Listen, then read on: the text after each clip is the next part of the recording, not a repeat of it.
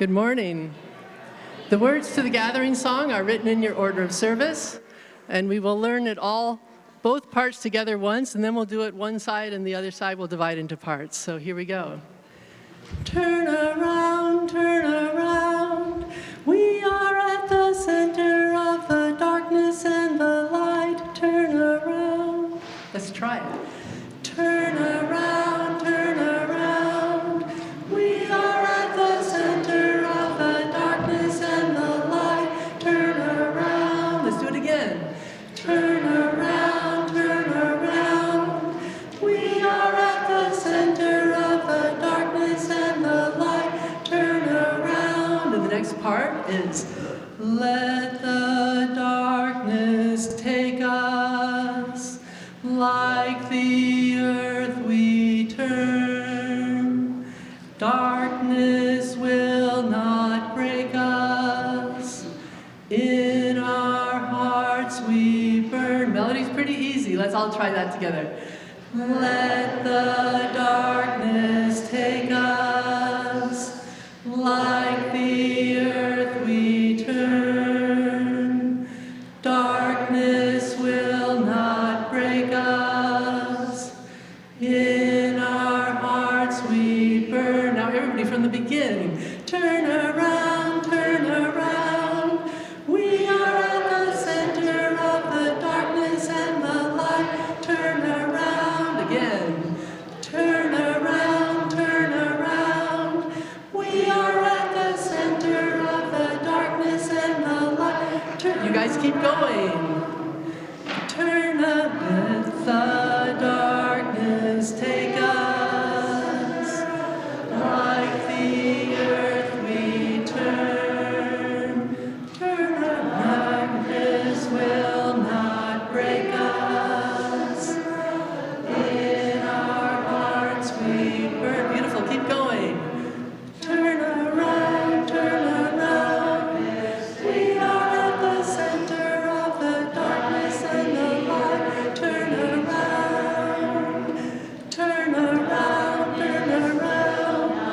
we are at the center of the darkness and the light. Turn around.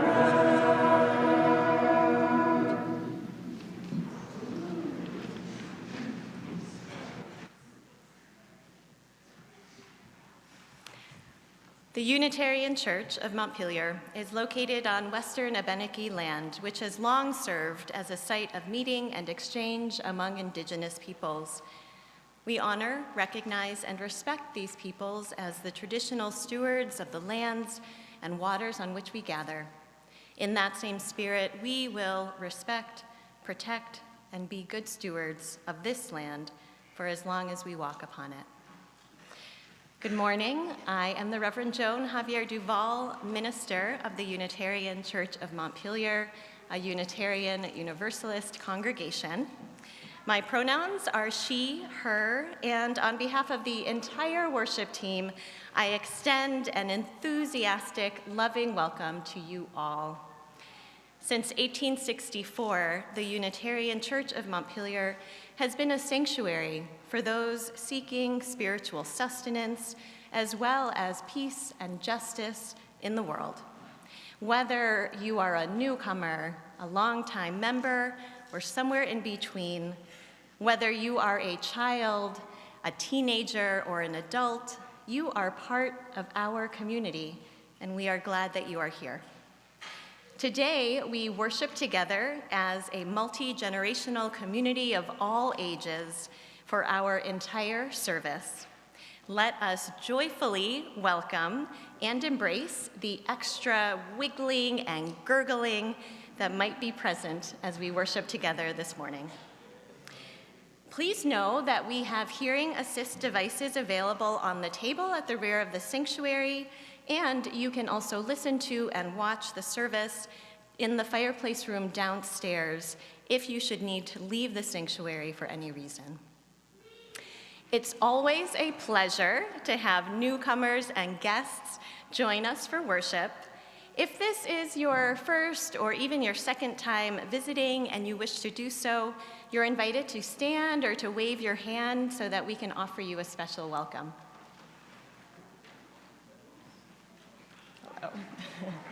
Thank you. We're glad that you're here. Any of you who are newcomers to our congregation are invited to fill out our welcome form, which is available at the hospitality table in the vestry during coffee hour so that we can connect with you more fully. And I want to mention that today we have a lay pastoral caregiver available after the service if you are in need of a listening ear, and that is Ruth Whitty. Thank you, Ruth. And now we can all join in the welcoming by taking a few moments to turn to your neighbor in the pews or on the live stream and share a few words of greeting.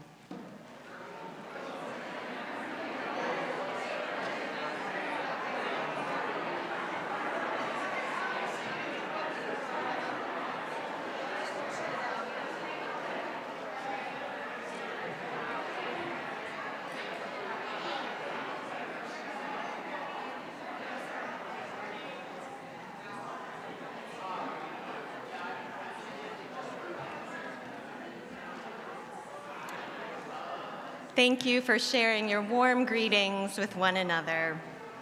I invite you to continue the conversation during coffee hour after the service. It is such a joy to be part of such an engaged community, and there are many ways to take part in the life of our congregation and serve our broader community throughout the week. I'd like to invite you to a vigil this Wednesday, December 21st, for those who have died in the past year while experiencing homelessness. That vigil will take place in front of the State House from 4:30 to 5 p.m. This coming Saturday, December 24th, we will have 2 services for Christmas Eve. The first will be at 4:30 p.m. and is especially geared towards families with younger children.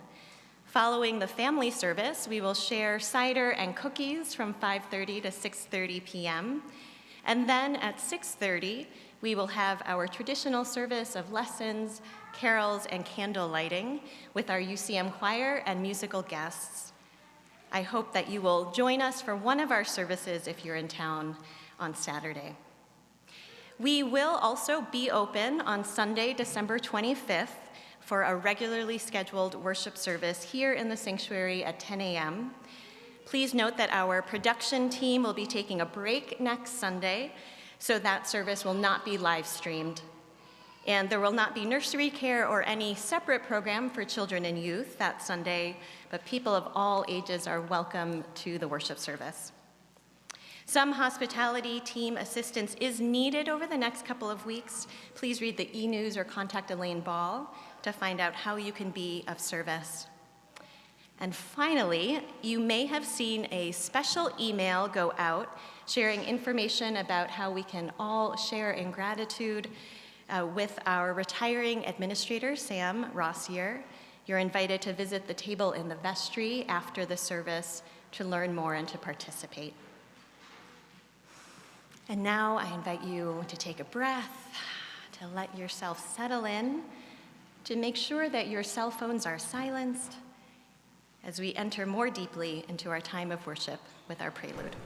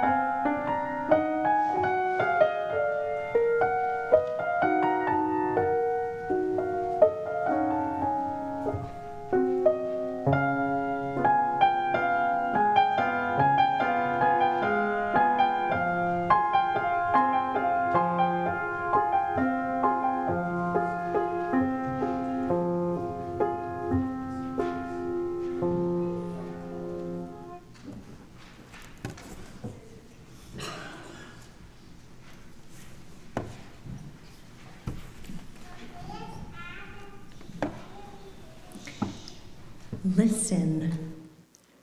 Listen, we have an old story to tell.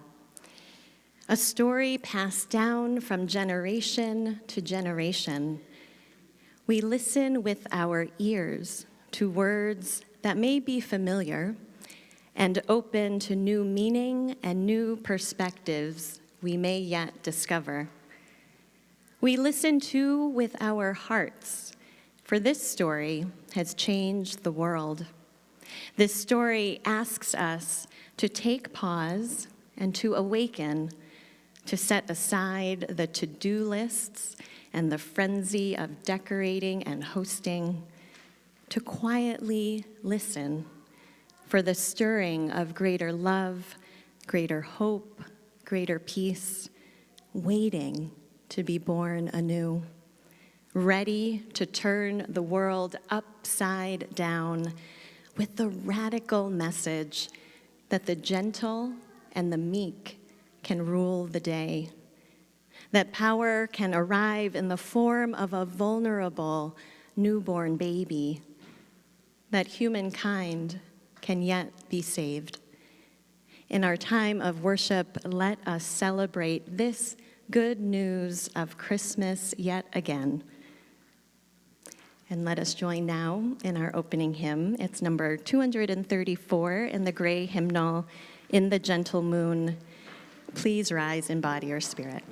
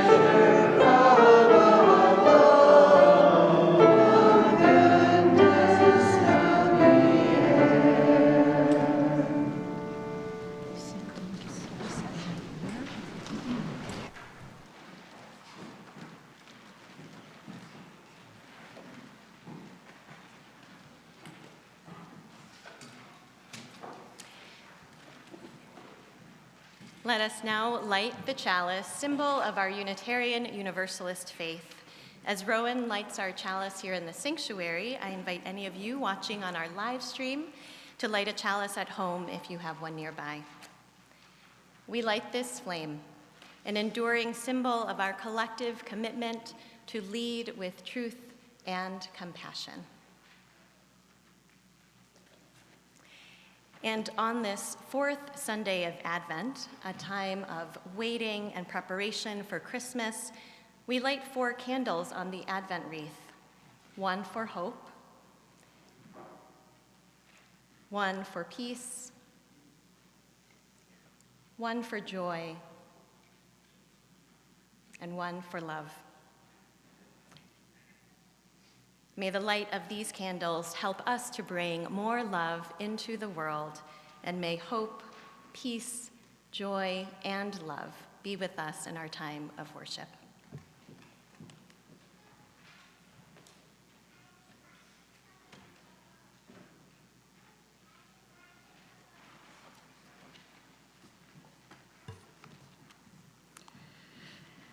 This is a home for religious community, a home for the heart and mind in the search for love and justice, peace and freedom, hope and faith. It is a home for prayer and song and stories.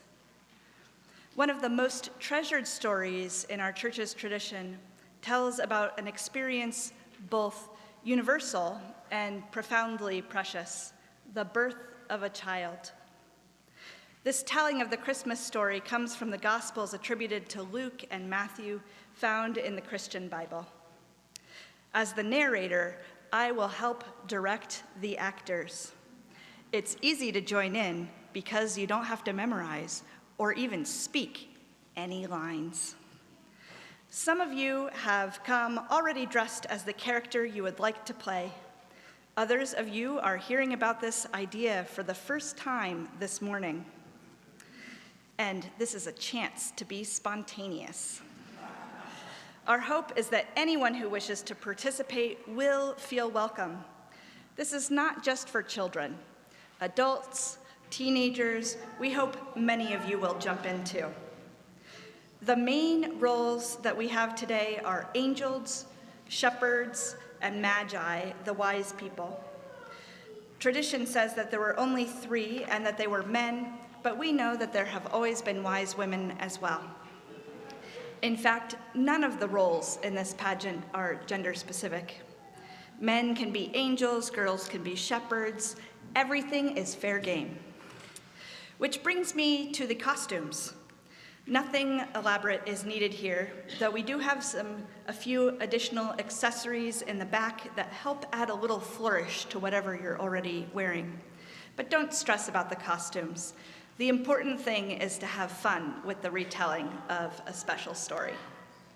So, in a moment, if you're thinking that you would like to be an angel, a shepherd, or a wise person, you'll have time to quietly cluster in the back of the sanctuary. Before you stand up, look to the back right now.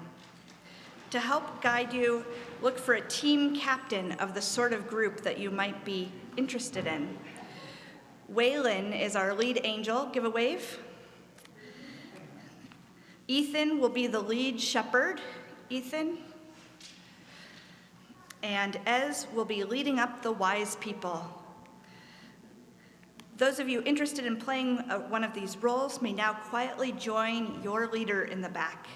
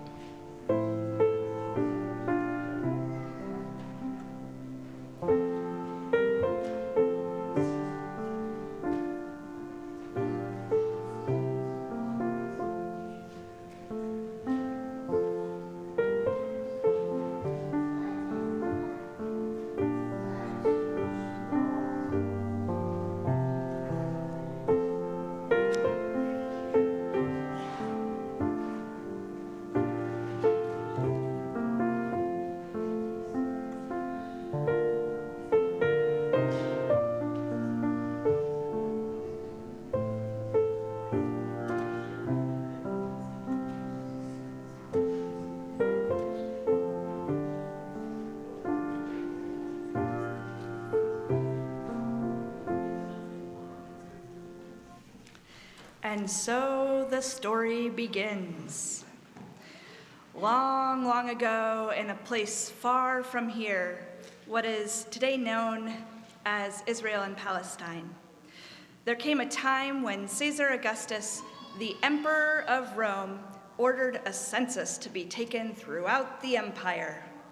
A census is what they do when they want to do a very careful counting of every person.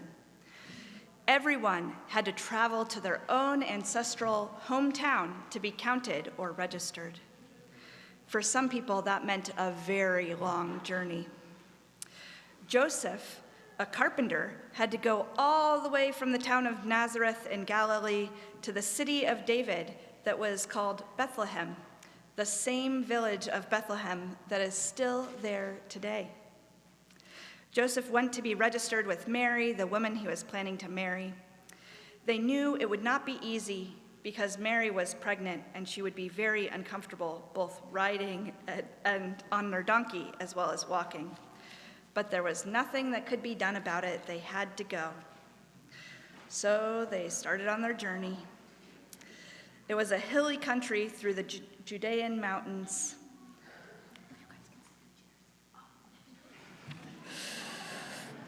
They traveled many days and sometimes through nights that were only brightened by the stars. I think at this point we could use some stars. This is a part for everyone. Raise your arms and wiggle your fingers. Yes, you're going to need to listen carefully. Ooh, those are beautiful stars. Your part's gonna come again. They traveled many days and sometimes through nights that were only brightened by stars. Excellent. Now, let us rise in body or spirit and sing the first two verses of the first Noel. It will be projected on the wall.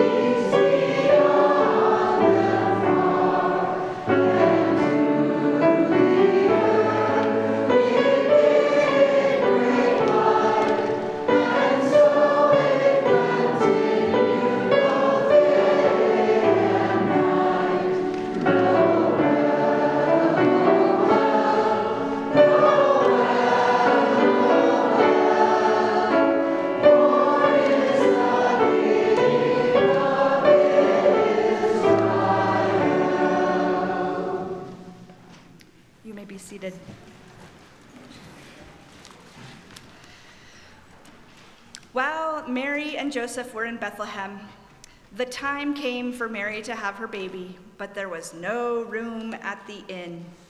Joseph looked everywhere, but the only place he could find for Mary to give birth was in a stable alongside the animals.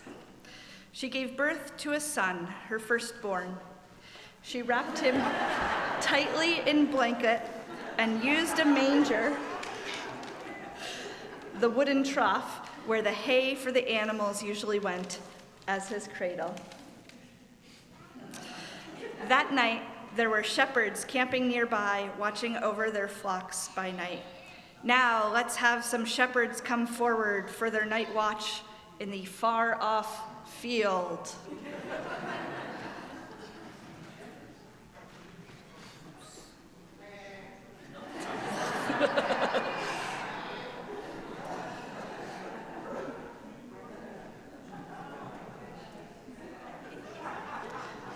We could probably use an angel of God amongst the shepherds, just one though.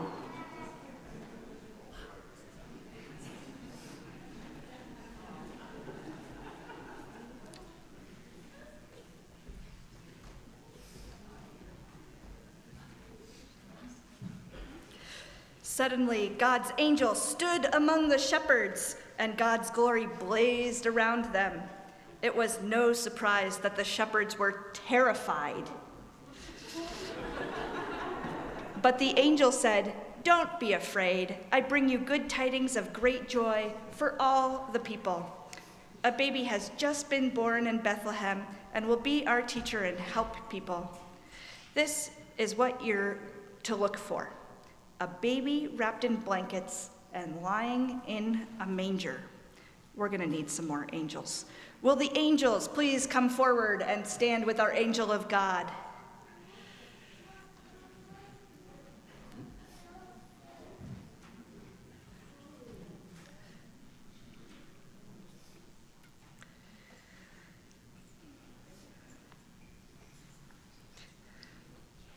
At once, the angel was joined by a huge angelic choir, a multitude of the heavenly host, praising God and saying, "Glory to God in the highest, and on earth peace and goodwill." As the angel choir withdrew into heaven, the shepherds talked it over.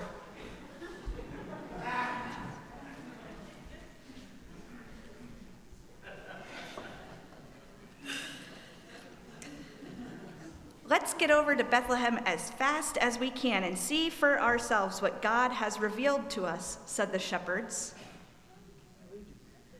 Shepherds, you should probably approach this holy family. They found Mary and Joseph and the baby lying in the manger, and when the shepherds had seen it, they returned home. They told everyone they met what the angel had said about this child. All who heard the shepherds were amazed. Mary treasured all these things and pondered them in her heart. The shepherds knelt around the manger.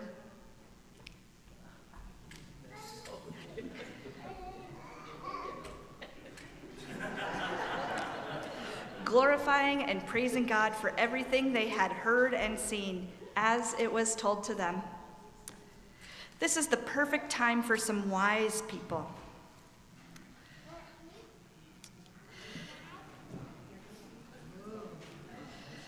After Jesus was born, a band of scholars, magi, and royalty arrived in Jerusalem from the east.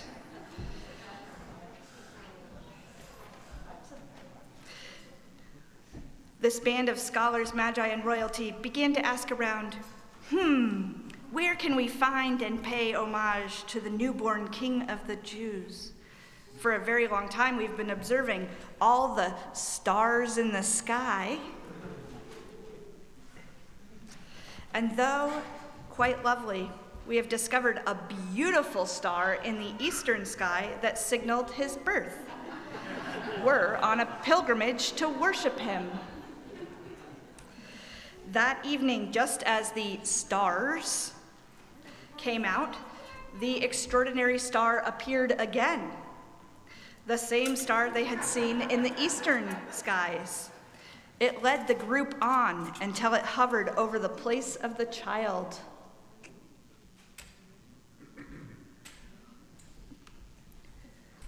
We need all of our wise people to come near our Holy Family. When this group saw the star, they were overjoyed. They were in the right place at the right time. The wise persons learned about a prophecy which had been spoken long ago, that the one they were waiting for would be born in Bethlehem.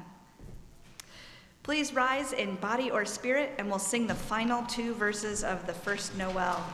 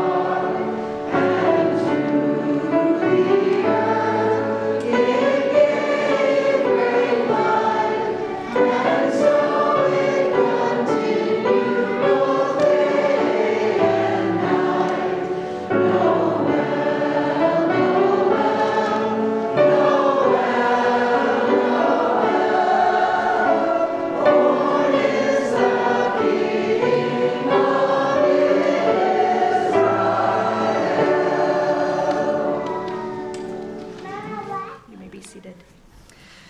The scholars, the magi, and the kings and queens entered the house and saw the child in the arms of Mary, his mother. The magi knelt close to the Holy Family and presented their gifts. In silence, they knelt to honor him. Then they opened their bags and presented gifts of gold, frankincense, and myrrh.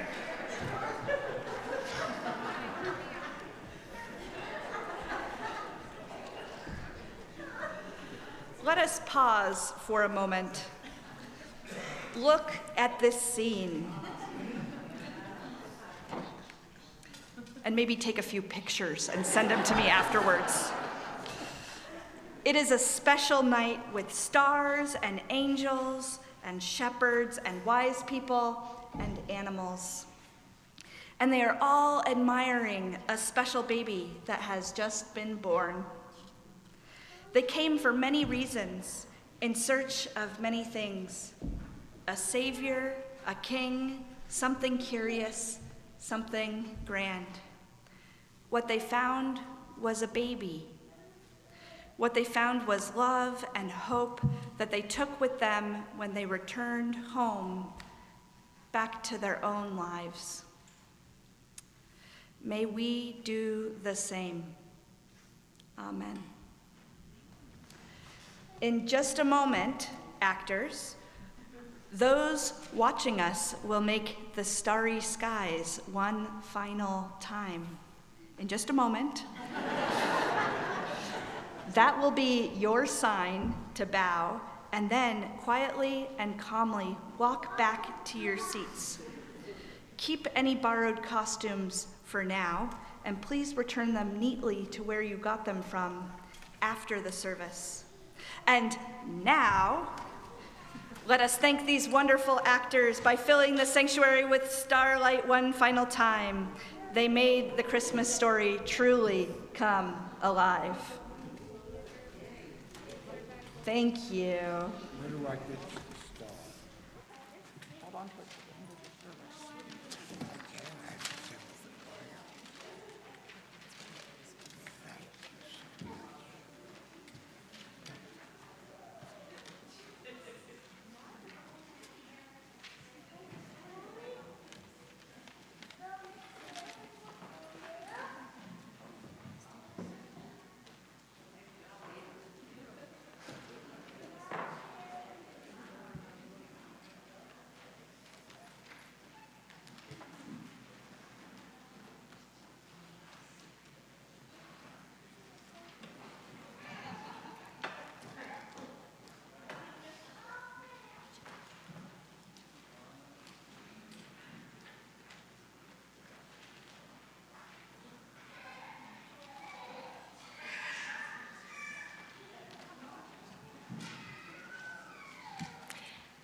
Thank you again to everyone for your participation.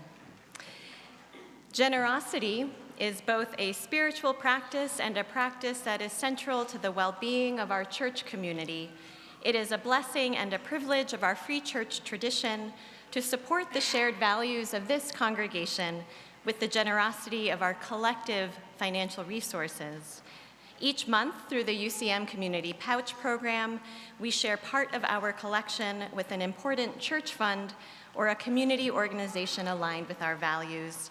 This month's Community Pouch recipient is People's Health and Wellness Clinic. Half of our cash offerings will go to our pouch recipient. The other half will directly support the mission and ministry of this congregation. If you wish to designate your entire offering to the Community Pouch, please indicate that with a note attached to your cash or in the memo line of your check. Checks will go to the church unless designated otherwise. You can find the offering pouch at the end of the pews on the side aisles, and please pass them towards the center aisle. We are so grateful to each and every one of you for your generosity in its many forms, and your offering will now be gratefully received.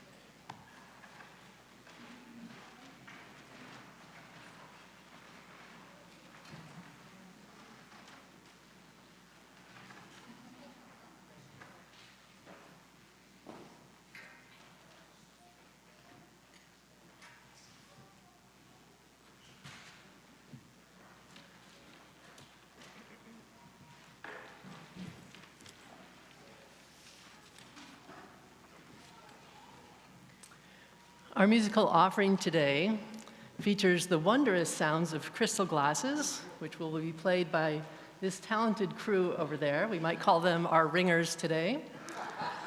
And I just wanted to invite anybody who might enjoy watching them being played up close. You're welcome to come and sit on the floor or in the front pews for now, and so you can watch them while the music is going on.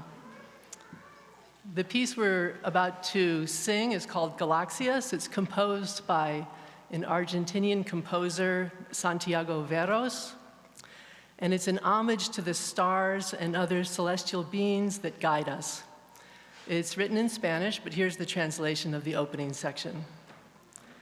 And the shadow of twilight fades when the light of the ancestors forms a mantle that protects and guides us.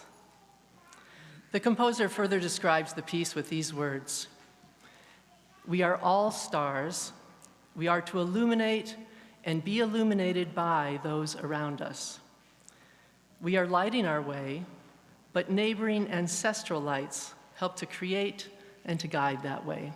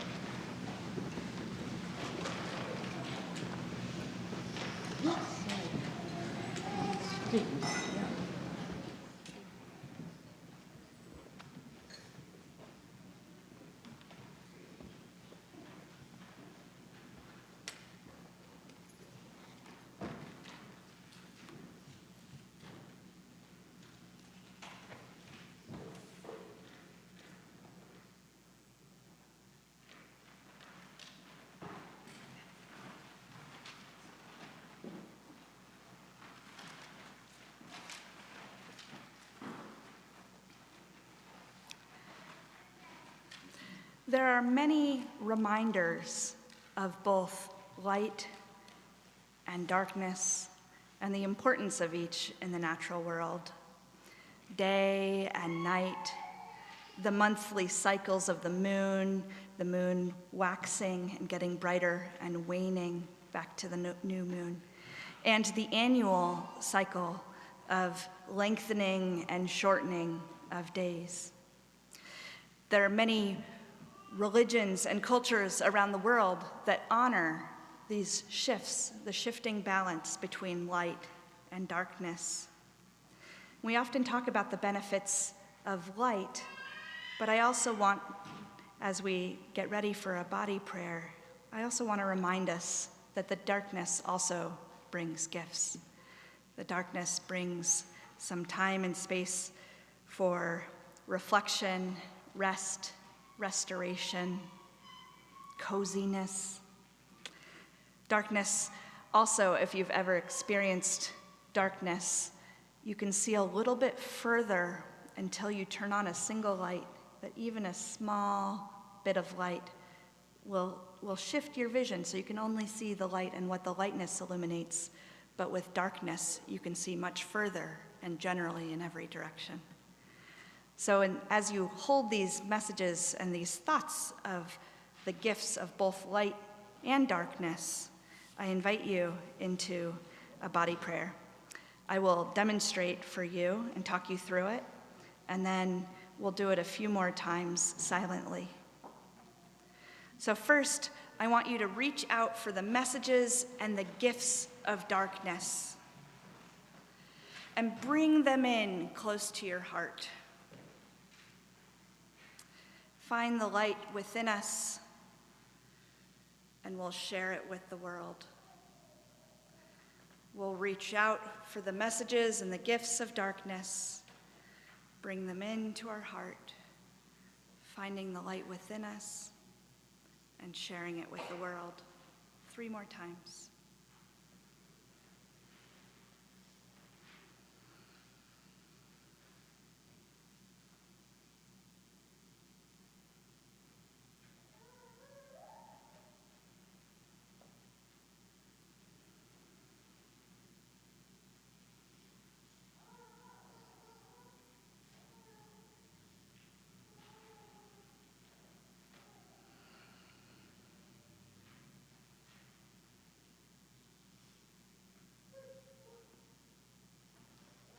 Thank you.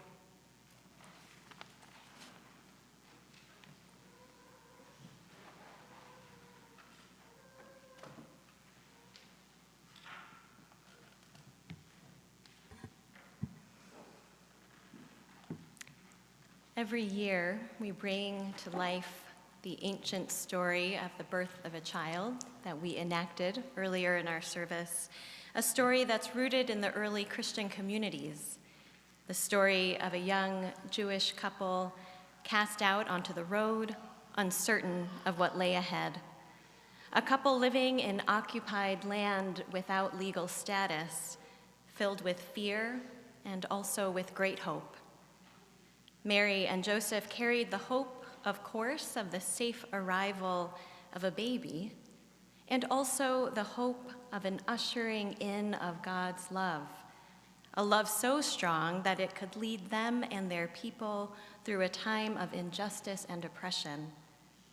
To find this love required a journey.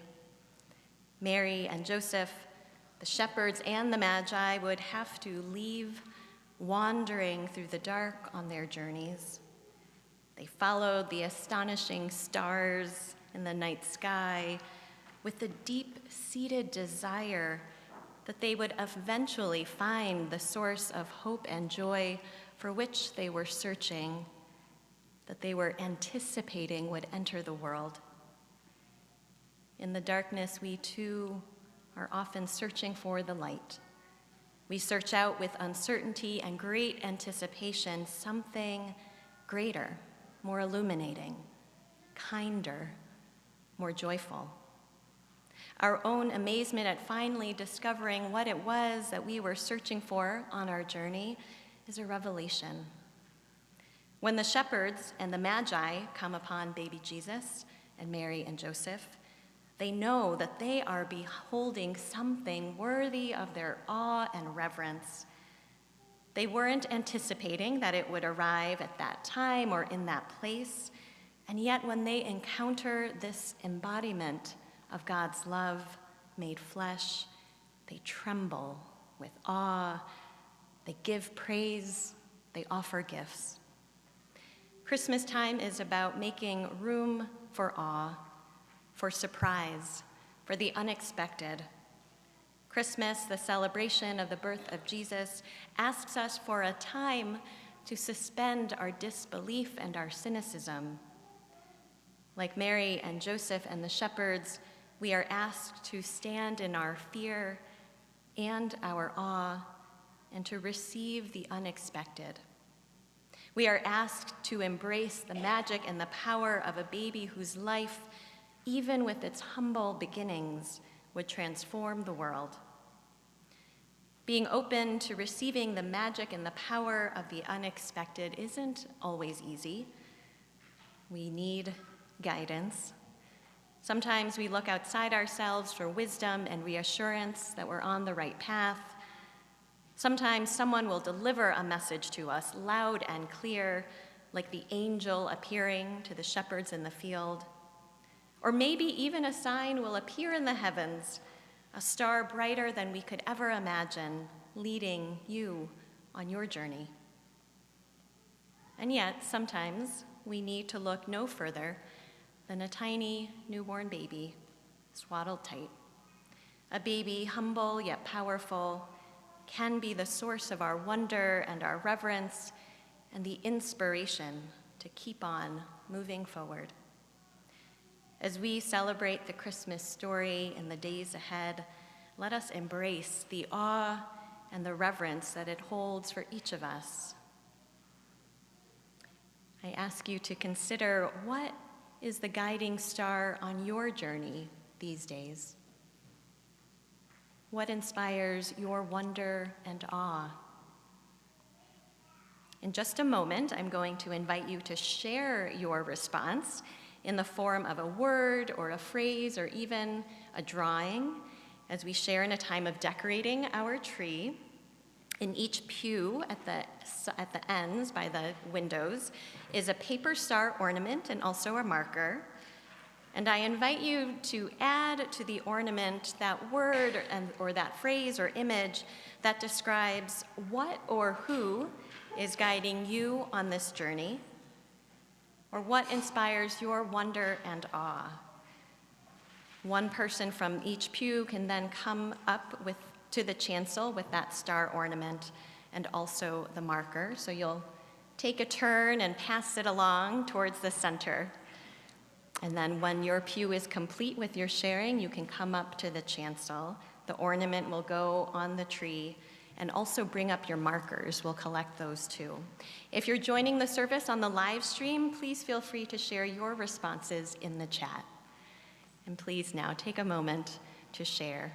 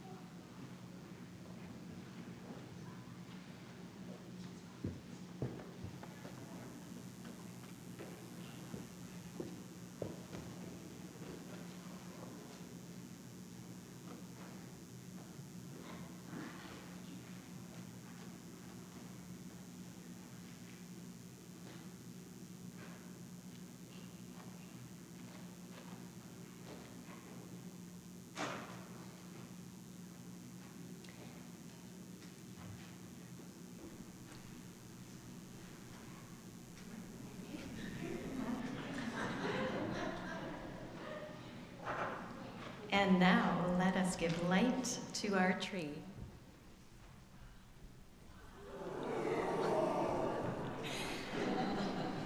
Light shines into darkness.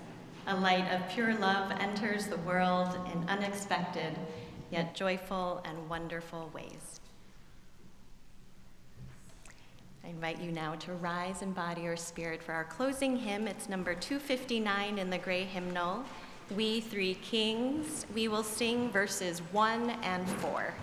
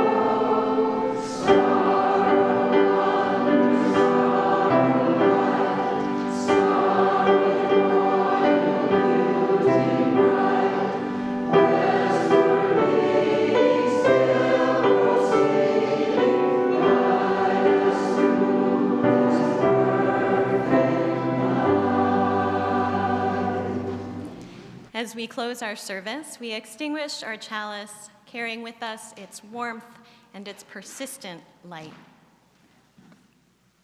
And these closing words are by Anne Weems.